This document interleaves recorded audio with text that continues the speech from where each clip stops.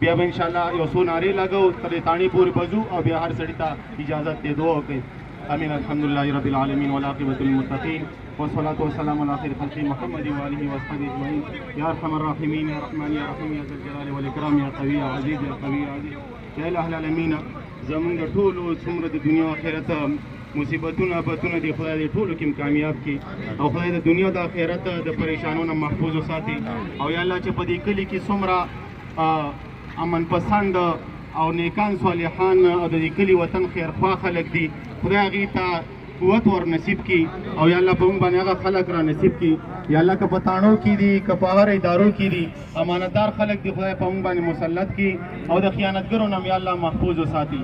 یا الله په هر جماعت کې چې دي که د نیکۍ په شکل کې دي او که د بدۍ په شکل کې دي کوم خلک د دې وطن د دې کلي دپاره د اسلام دپاره مخالف خلک دي خدای هغه خلک نیش او نابود کړي خدای د هغې خپل بندوبست وکړي او خدای څومره برایانې په موږ کې په خپل وجود کې موجود دي او که زمونږ په معاشره کې موجود دي خدای دا ټولې برایانې زمونږ نه ختمې کړي او خدای د نیکانو ملګري پیدا کړي. کوم خلک یا الله د حق دین حق محنت په هر شکل کې هر څوک یې کوي خدای مدد او نصرت یې وکړي.